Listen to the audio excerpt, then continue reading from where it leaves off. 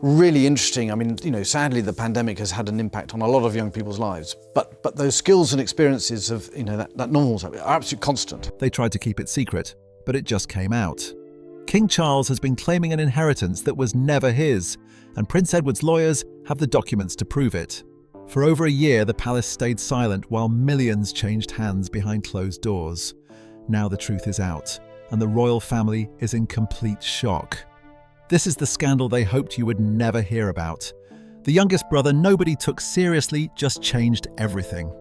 And Charles, he has absolutely no way out of this. There is a story developing within the British royal family that has very little to do with ceremony, tradition, or public appearances. It is a story about money, legal documents, and a dispute between two brothers that has been quietly building since the death of Queen Elizabeth II in September 2022. At the centre of it is King Charles III and his youngest brother, Prince Edward, who was made the Duke of Edinburgh in 2023. The title itself carries history. It was held for decades by their father, Prince Philip, who received it in 1947 and kept it until he passed away in April 2021. When Philip died, many assumed the title would pass to Edward relatively quickly. That did not happen. Charles delayed the decision for some time, which raised questions in royal circles about where Edward stood within the family. Eventually, the title was granted, and the public moment was received warmly. But behind that gesture, a far more serious matter was already taking shape. To understand what is happening now, it helps to understand how the royal family's wealth actually works, because it is not as straightforward as many people assume. There are several distinct categories of assets connected to the monarchy. The Crown Estate is one of the largest property portfolios in the United Kingdom, but it does not personally belong to the monarch. It is managed on behalf of the nation, and the profits are largely handed over to the government, with a portion returned to the Royal Lafayette household as the sovereign grant. Then there is the Duchy of Lancaster, which generates income specifically for the sovereign, and the Duchy of Cornwall, which belongs to whoever holds the title of Prince of Wales. These are institutional assets. They are tied to roles, not to individuals. But beyond all of that, there is private wealth. This is money, property, and valuables that members of the royal family own personally, the same way any private individual might own a house, a savings account, or a collection of valuable objects. Queen Elizabeth accumulated a considerable amount of private wealth over the course of her 70-year reign. Estimates of her personal fortune have varied widely over the years, depending on the source, but it is widely accepted that she was among the wealthiest people in the United Kingdom. A significant portion of her wealth was tied to her position as queen, but another portion was genuinely her own, built up through personal investments, inherited assets and purchases made in her own name over many decades. When Queen Elizabeth died in September 2022, the question of how her private estate would be divided became immediately relevant, even if it was not immediately discussed in public. Royal wills in the United Kingdom are not made available for public inspection. They are sealed by the courts, meaning that the contents are kept private, often indefinitely. This is a long-standing arrangement that has been in place for decades and is designed to protect the privacy of the royal family. The result is that the public, and in some cases even those close to the family, may not know exactly what was decided unless someone chooses to share that information. What is now coming to light, according to legal sources and reporting on the matter, is that Queen Elizabeth's will included specific instructions about which assets would go to which children, and those instructions do not appear to align with what Charles assumed would happen. Charles, as the eldest son and now the reigning monarch, appears to have taken the position that the majority of his mother's private assets would naturally come to him. This is not an unreasonable assumption on the surface. British aristocratic tradition has historically favoured the firstborn child in matters of inheritance. The eldest son inherits the bulk of the estate, while younger siblings receive smaller portions. Charles grew up in a world where that pattern was the norm, and it seems he expected it to apply here. The problem is that Queen Elizabeth appears to have had different intentions, at least regarding certain specific assets. According to legal representatives acting on behalf of Prince Edward, the documents clearly show that Elizabeth directed particular assets to go to her youngest son. Not to Charles, not to be divided equally among all 4 children. To Edward. And this was not a minor footnote in the will. The assets in question are reportedly significant in both financial and personal terms. For a period of time after Elizabeth's death, this discrepancy did not result in any formal challenge. Edward, who has always maintained a low profile compared to his siblings, did not immediately step forward to assert his claims. He was grieving, as the whole family was, and he appeared to have taken a step back while Charles moved into the role of king and all the obligations that came with it. The immediate weeks and months after Elizabeth's death were dominated by the state funeral, the transition of power, and the enormous amount of work involved in beginning a new reign. Inheritance matters, while important, were not the focus.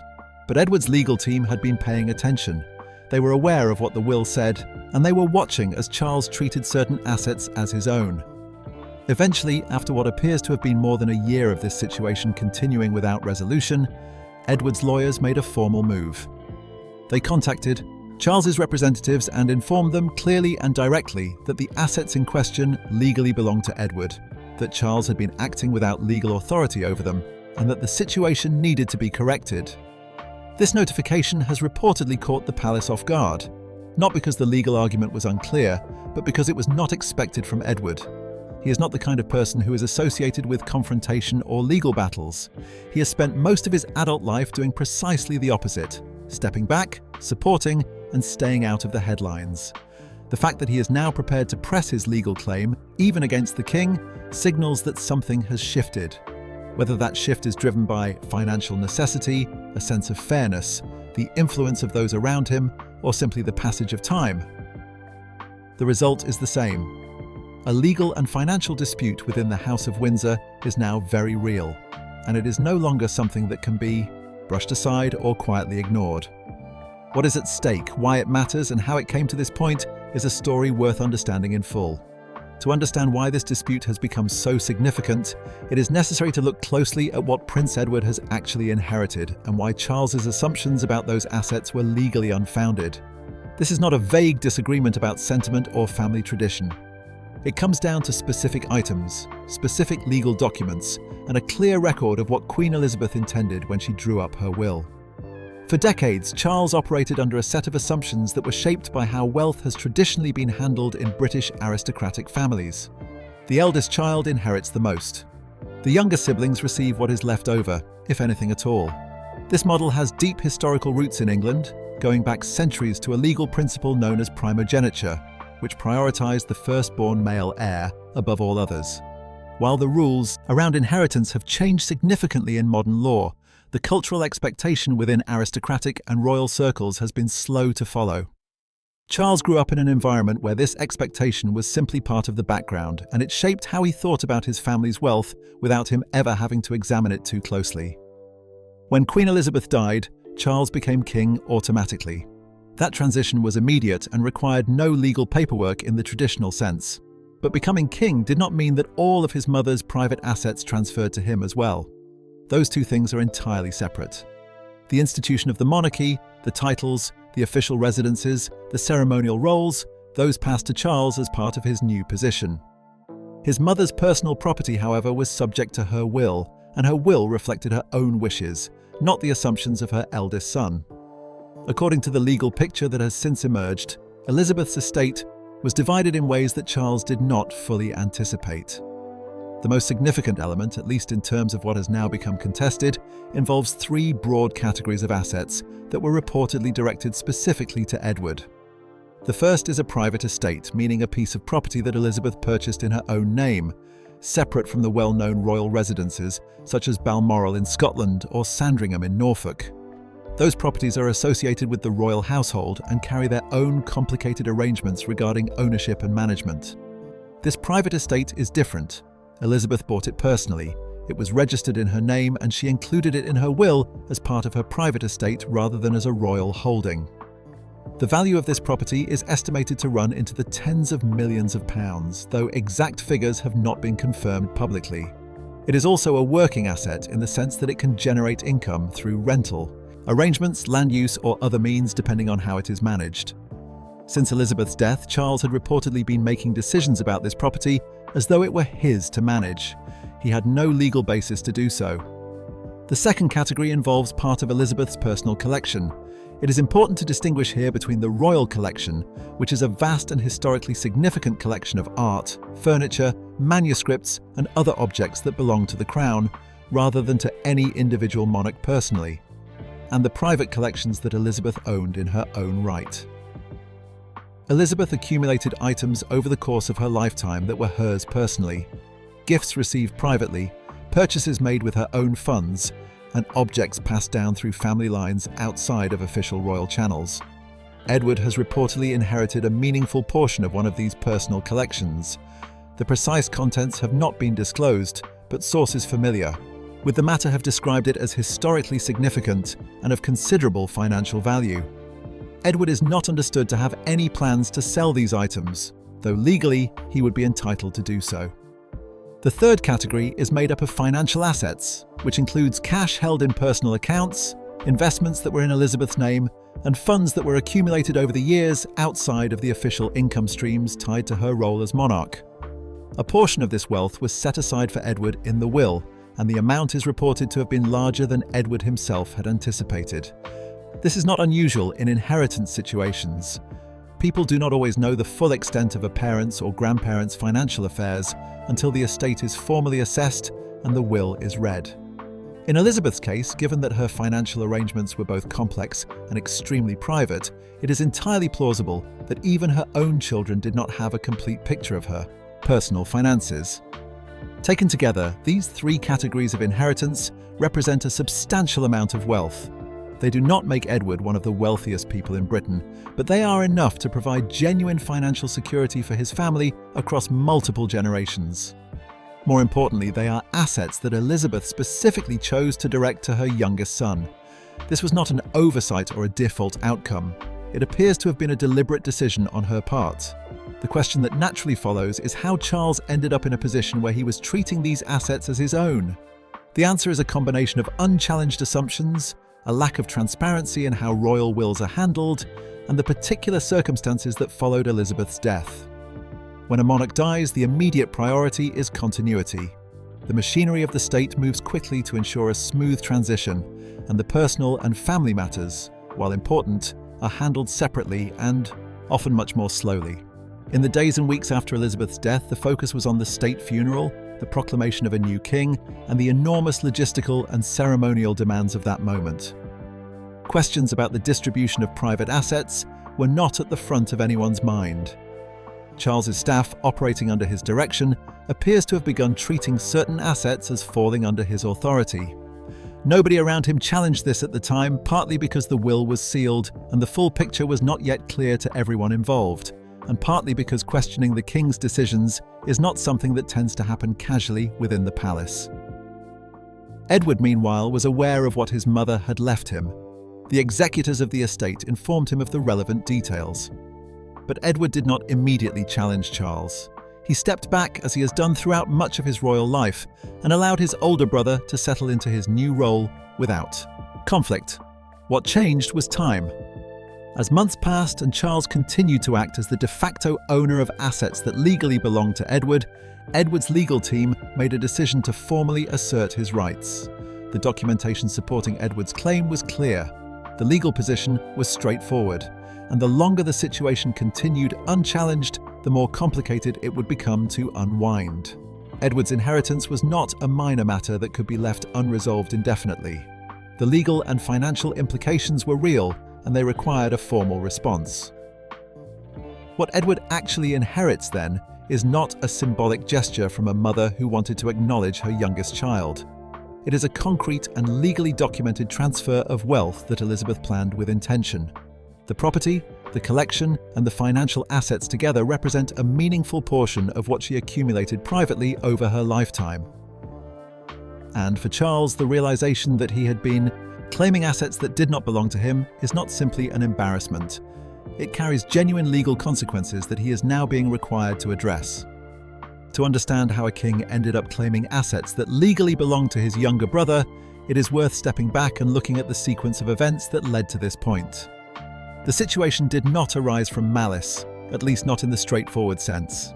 It arose from a combination of long-held assumptions, a lack of clear communication in the immediate aftermath of a death, and a family dynamic in which one person had always been used to getting what he expected, while another had always been used to stepping aside. Both of those patterns held for well over a year before anything changed. When Queen Elizabeth died in September 2022, the days that followed were unlike anything the country had experienced in 70 years. The last time Britain had gone through the death of a reigning monarch and the transition to a new one, the vast majority of people alive today had not yet been born. The processes involved, the formal proclamations, the lying in state, the organisation of a state funeral attended by heads of government from across the world, the coordination between the palace, the government, and the media. All of it required an enormous amount of work in a very short period of time. The family was grieving publicly, while simultaneously fulfilling duties that could not be postponed. In that environment, the question of how Elizabeth's private estate would be divided was a real matter, but not an urgent one. The will was sealed, as royal wills in the United Kingdom routinely are, and would not be made available for public inspection. The executors of the estate, the people responsible for carrying out the instructions in the will, were working through the relevant details, but that process takes time and does not happen in the immediate days after a death. Charles, meanwhile, had stepped into his role as king with all of the authority and expectation that came with it. His staff began operating under his direction, and within that structure, certain assumptions about what belonged to the new king went unquestioned. Charles's belief that he would inherit the majority of his mother's private assets was not an outlandish position on its face. As discussed, primogeniture has shaped the culture of inheritance within British aristocratic families for centuries. The firstborn inherits. That expectation runs deep, and for someone like Charles, who had spent his entire life as the heir apparent, it would have felt almost like a given. He did not sit down and carefully analyse the legal details of his mother's estate in those early weeks. He assumed, and his assumptions shaped how he and his household began to operate. Nobody around him pushed back. That is an important detail. When a person holds the highest position in a family structure, and in Charles's case, also the highest position, in a constitutional monarchy, the people around them tend to follow their lead rather than question their decisions. If Charles treated a particular property as falling under his management, his staff managed it. If he treated certain financial accounts as part of his assets, those around him acted accordingly. The culture of the institution did not leave much room for someone to raise their hand and ask whether the king had actually checked the will before making those decisions. Edward, on the other hand, had been told by the estate's executors what his mother had left him. He knew what was in the will. He was aware that certain assets had been directed specifically to him, but in those early months, he did not push the matter. People who know Edward describe him as someone who avoids conflict by instinct. He has spent most of his adult life in the background of the royal family, carrying out his duties without seeking attention or status. He was the youngest of 4 children, and that position within the family had shaped his personality in ways that were now directly relevant to how the inheritance situation was unfolding. He grieved quietly, stayed out of Charles's way, and allowed time to pass. This is not unusual behaviour in families dealing with inheritance after a bereavement. There is often a period during which nobody wants to raise difficult questions because doing so feels inappropriate while grief is still fresh. The problem is that in this particular case, the period during which Edward said nothing extended well beyond the initial months of mourning. A year passed. The assets that belonged to him were being managed by his brother, and income was potentially being generated from property that was legally Edward's. His legal team was watching all of this carefully, documenting the situation and preparing for the point at which the matter would need to be addressed formally. That point arrived, and when it did, Edward had decided to act. The question of why he chose to assert his rights at this particular moment, rather than continuing to stay quiet for the sake of family harmony, has been discussed widely among those who follow the royal family closely. Several factors appear to have contributed to the decision. One of the most significant is the influence of his wife Sophie, who became the Duchess of Edinburgh when Edward received the title in 2023.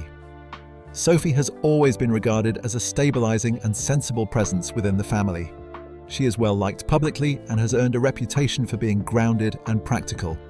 But grounded and practical people also have a clear sense of what is fair, and by all accounts, Sophie had grown increasingly frustrated with the way Edward's position within the family had been handled over the years.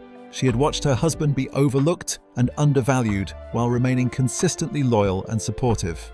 She had seen the delay in granting him the Duke of Edinburgh title, a matter that had supposedly been agreed upon when Prince Philip was still alive, and which took far longer than it should have after Philip's death in 2021.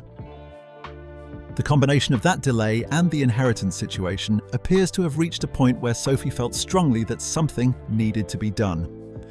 Then there is the matter of their children. Edward and Sophie have 2 children, Lady Louise Windsor, who is now in her early 20s, and James, who holds the title of Earl of Wessex and is in his mid-teens. Edward is thinking about the future in practical terms. The inheritance his mother left him is not just about his own financial comfort. It represents a foundation for his family, including his children's security as they move into adulthood. Allowing that inheritance to remain in Charles's hands indefinitely, or to be absorbed into the broader royal estate, would mean that Elizabeth's intentions for her grandchildren's family went unfulfilled. That is not a decision Edward appears willing to accept on their behalf. There is also a straightforward sense of fairness involved. Queen Elizabeth made a decision. She sat down with whoever helped her prepare her will, and she decided that certain assets should go to Edward. She did not make that decision carelessly. She was a meticulous and experienced person who had managed the affairs of both a family and a nation for 70 years. If she wanted Edward to have those assets, there was a reason. Allowing Charles to override that decision simply by acting as though it did not apply would mean that Elizabeth's wishes were treated as irrelevant by the very person who had benefited the most from her lifetime of service and support.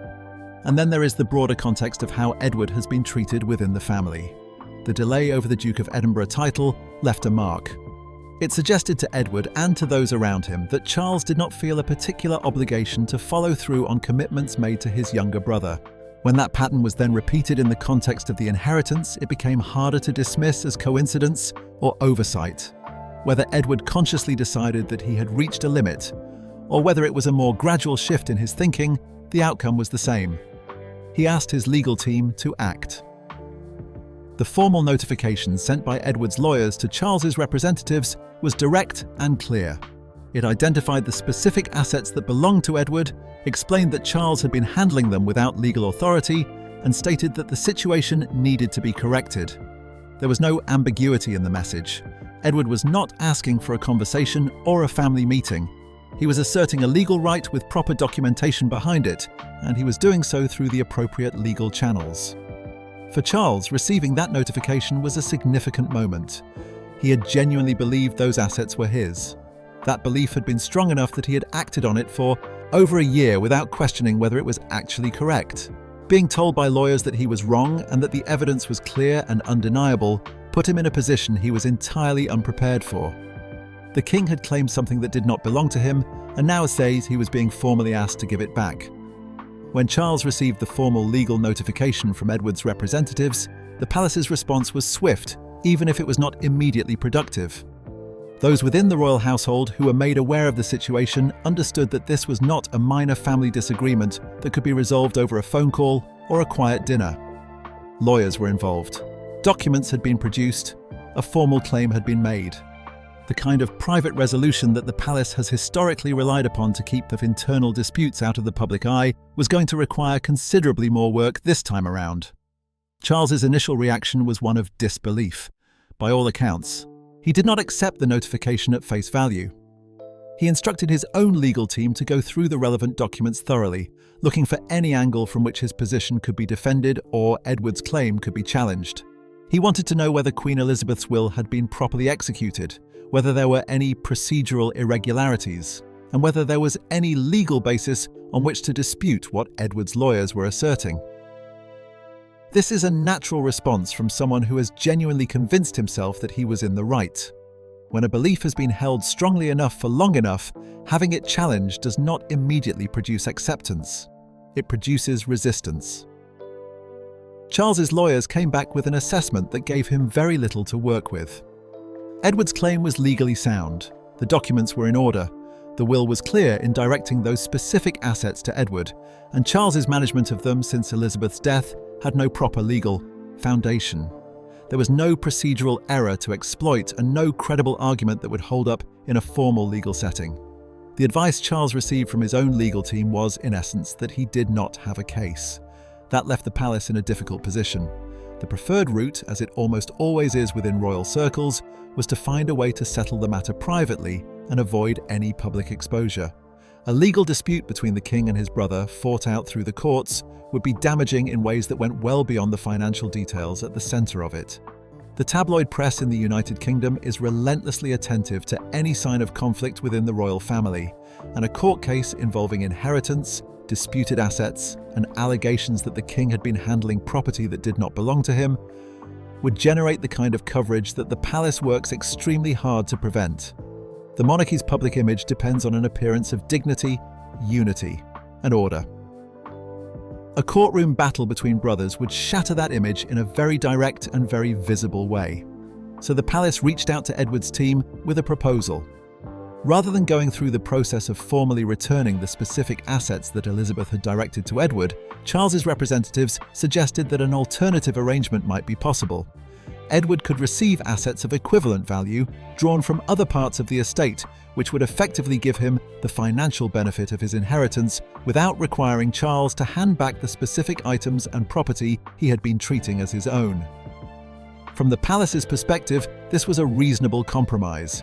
Edward would get what he was owed in material terms, Charles would avoid the embarrassment of a direct reversal, and the whole matter could be closed without further exposure. Edward rejected this proposal. His position was straightforward. He did not want a financial equivalent. He wanted the assets his mother had chosen to leave him. This was not primarily about money, or at least not only about money. It was about the fact that Queen Elizabeth had made a specific decision, recorded in a legal document, about what she wanted her youngest son to have. Those assets had personal and historical significance beyond their financial value. The private estate his mother had purchased in her own name, the portion of her personal collection that she had set aside for him, the financial assets she had specifically directed to him. These were not interchangeable with something else of a similar price. Elizabeth had chosen them for Edward deliberately, and Edward believed that her wishes should be honoured as she had expressed them, not reorganised for the convenience of the brother who had ignored them for over a year. This response appears to have surprised people within the palace. Edward is not someone with a history of taking firm, immovable positions in family disputes. His reputation has always been one of accommodation and quiet cooperation. The fact that he was now holding a clear line, backed by legal counsel, and unwilling to accept a substitute arrangement, represented a version of Edward that Charles and the palace had not had to deal with before. It changed the dynamic of the negotiation considerably. Charles moved through a recognizable sequence of reactions as the reality of the situation settled in. The initial disbelief gave way to something closer to anger. He had been king for well over a year by this point. He had responsibilities and pressures that nobody else in the family fully understood, and now he was being told that he had been wrong about something he had assumed was settled. The frustration of that position, combined with the specific irritation of being challenged by his quietest and most unassuming sibling, produced a period during which the atmosphere between the two households was, by all accounts, notably cold. But anger does not change legal facts, and Charles's advisors would have made that clear to him. The options available to him were limited.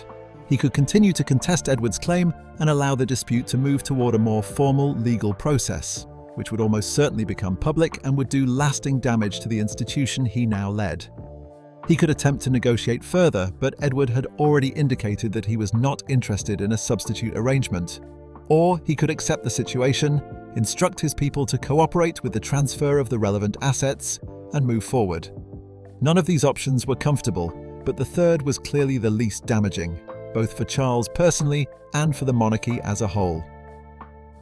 The expectation, based on what has been reported, is that Charles will comply. The transfer of the assets in question is understood to be in the process of being arranged. Legal transfers of this kind are not simple or quick. They involve formal valuations of property and other assets, the resolution of any tax obligations that arise from the transfer, and a significant amount of administrative and legal paperwork. The process is likely to take several months to complete fully. There is also the separate question of how Charles handled these assets in the period between Elizabeth's death and the point at which Edward formally asserted his claim. If the property generated rental income, if investment accounts produced returns, if any decisions were made that affected the value of what Edward was owed, those matters will need to be accounted for. Charles may be required to provide some form of compensation for income generated from assets that were not his to manage. Beyond the immediate mechanics of the transfer, the situation has already changed the relationship between the two brothers in ways that are unlikely to be reversed. Charles and Edward were never particularly close in the way that siblings with a significant age gap and very different temperaments sometimes manage to be. Their lives have run on very different tracks. Charles spent decades as the heir apparent, living under an intense level of public scrutiny and preparing for a role that defined his entire existence. Edward carved out a quieter path, one that kept him out of the headlines for the most part and allowed him and Sophie to build a family life that was relatively stable compared to the turbulence experienced by other members of the Windsor family. They coexisted within the institution rather than being genuinely close in a personal sense. That coexistence has now been tested in a serious way. Edward has demonstrated that he is willing to use legal means to protect what belongs to him, even when that means taking a position directly contrary to his older brother's interests. That is a significant shift, and it will not be forgotten. The two will continue to appear at royal events together. They will stand side by side at ceremonies and be photographed as part of a united family. But the underlying dynamic has changed, and people within royal circles will be aware of that change, even when it is not visible to the public. What this situation ultimately reveals about the royal family is something that goes beyond the specifics of any one inheritance dispute. It exposes the gap between the carefully managed public image of the monarchy and the more complicated reality of the relationships and power dynamics within it. The royal family presents itself and is largely expected by the public to operate as an institution grounded in tradition, duty, and mutual respect. The reality is that it is a family with all of the tensions, assumptions, resentments, and competing interests that families carry. Wealth and status do not eliminate those dynamics. In many cases, they intensify them.